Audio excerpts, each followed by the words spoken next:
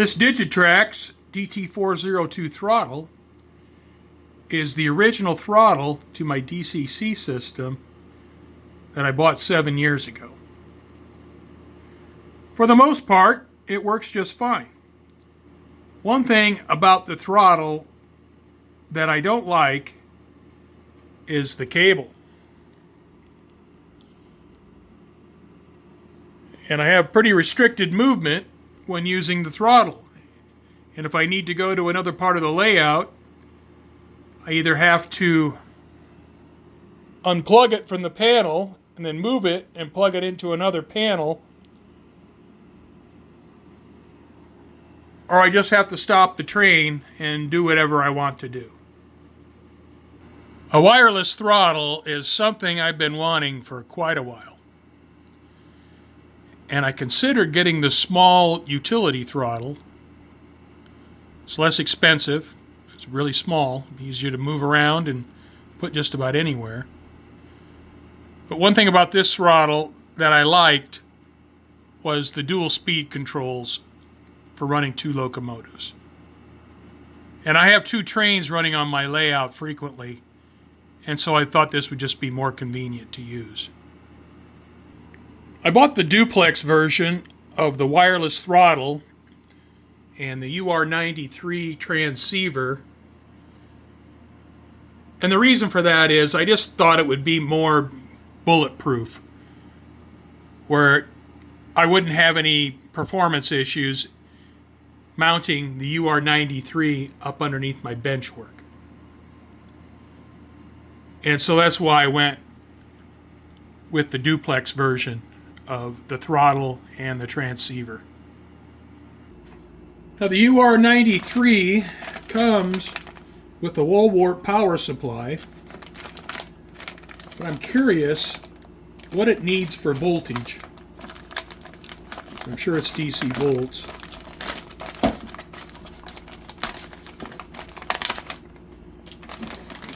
Get everything out of the package here to see what we have. Alright, I got the UR93. I have a power input, 2 LocoNet connectors.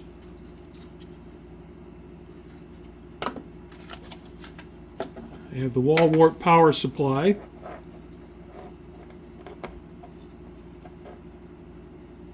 If it says how many volts it is, I can't read it. I have a LocoNet cable.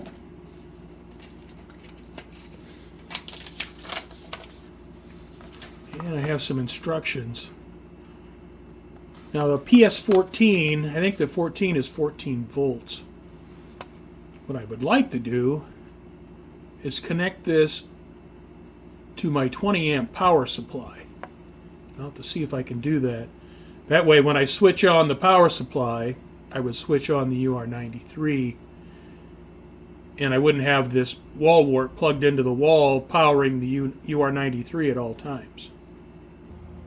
I have my multimeter on volts DC. I have the PS14 plugged in. And so I'm going to check it. And it is 15 volts output. Alright, I've connected my multimeter to my 20 amp power supply output, and it's 18 volts DC. And that's probably too high a voltage to connect the UR93 to, so I'm going to have to use the PS14 power supply. Now I'll get the throttle out. Got a manual wrapped up, a lanyard, and a LocoNet cable.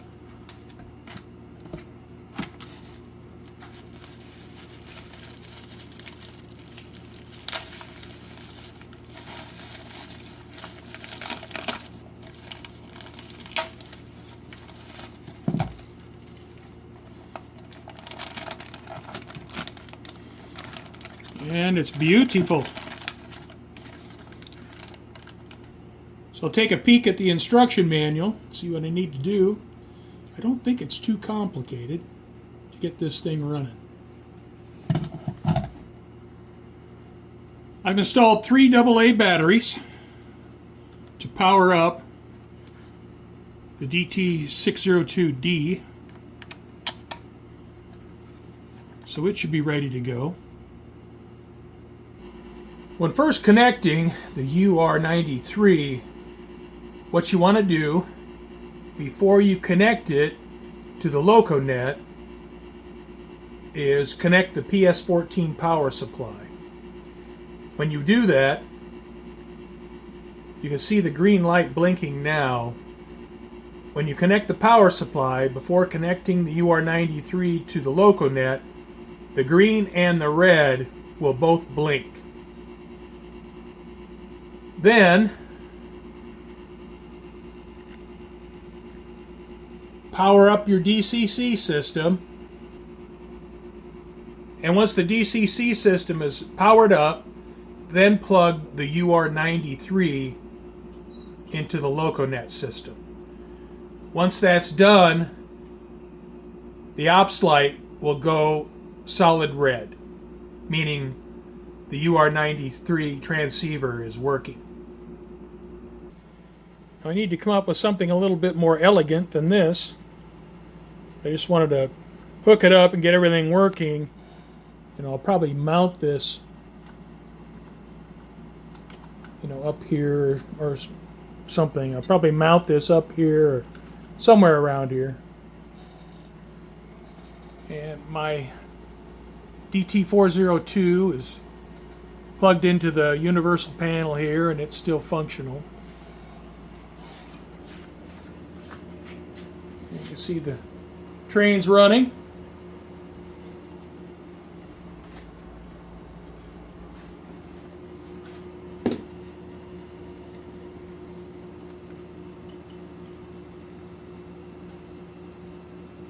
And locomotive address 3 is at 20%.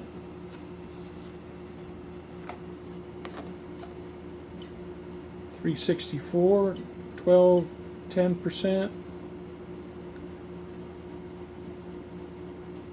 can see I have a track power indicator in the upper right hand by the battery. So the track power is on.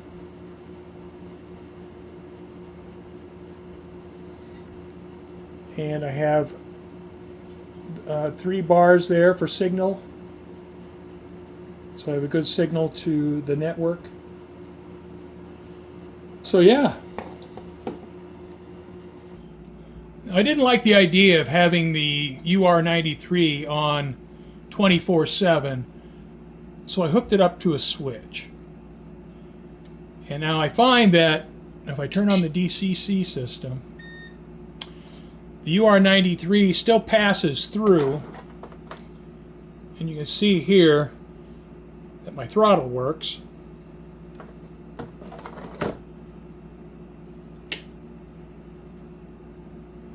And I can turn it on.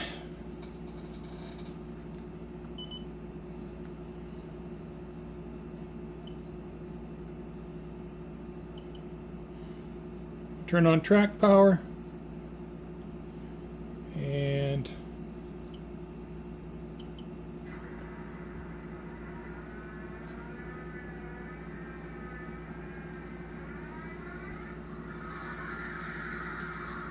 now I got it on track, on, off. Turn off track power. Turn off the throttle.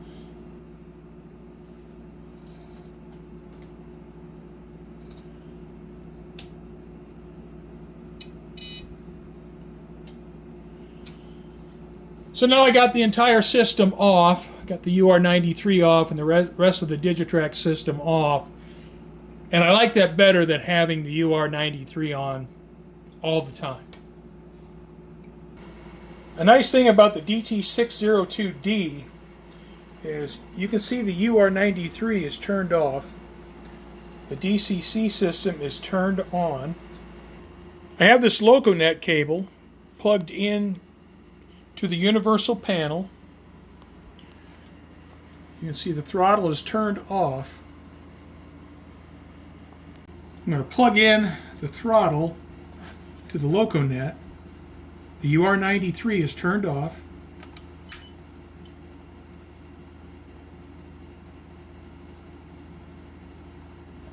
You can see it says LN up here for LAN. Also notice there's no battery power icon up in the upper right hand corner. So I'm assuming it's being powered off the network and it's not using batteries. I turn track power on. So I got 364 on the left, 3444 on the right. I'm going to put in my switcher number, 1385. All right. Now I'm going to turn the sound back on.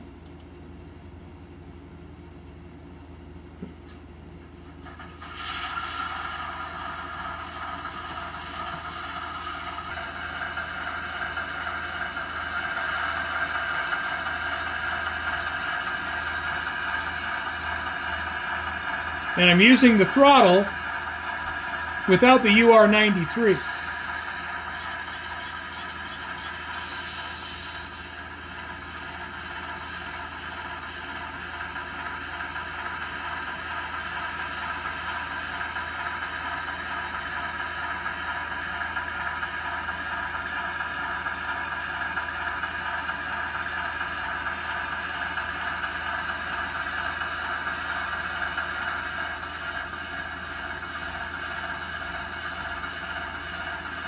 So that's pretty nice, a little bit unexpected. All right, the UR93 is connected and it's functioning. So now, just turn on the DT602 throttle. It boots up, and you'll notice here, I have the bars for signal, and I have the battery icon for battery strength.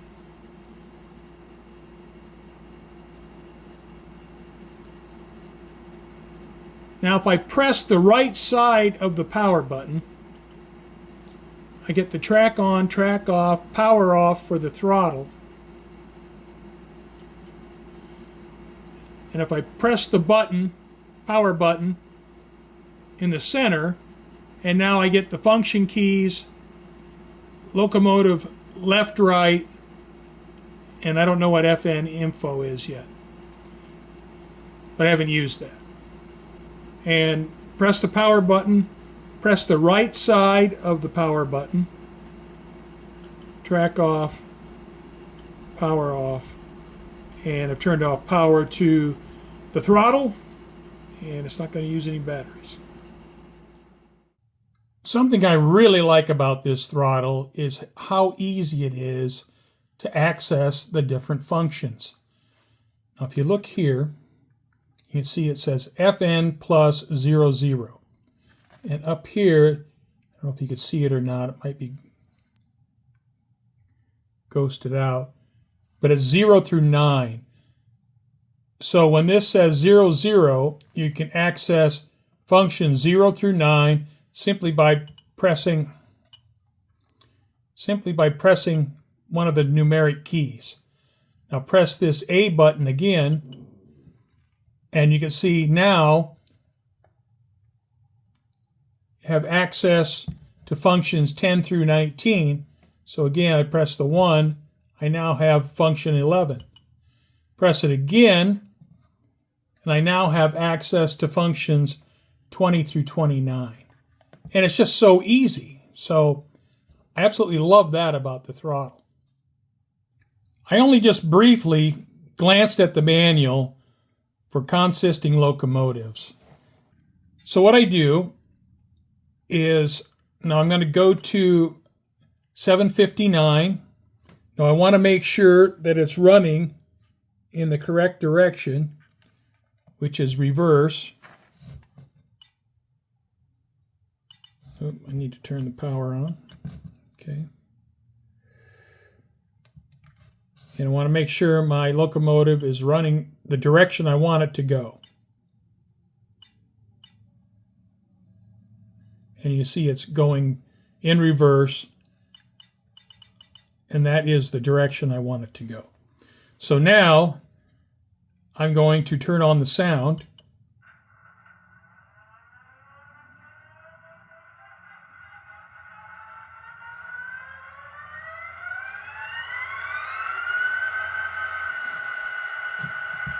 All right, so now I'm going to take 759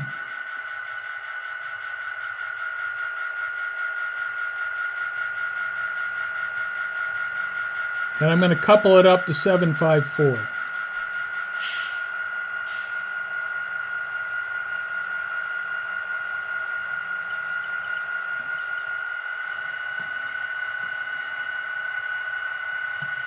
I'm going to go to 754 and turn on the sound.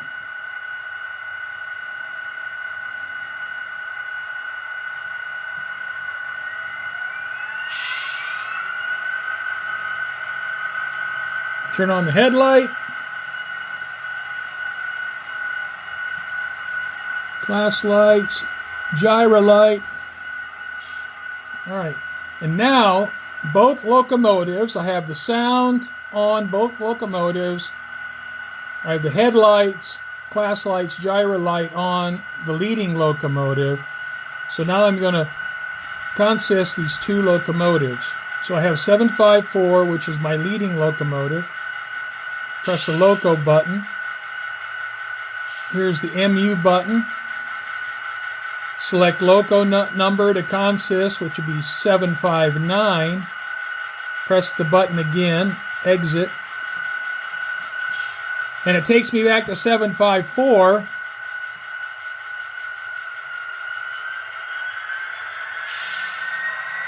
And away we go. It is that easy. It is just super easy.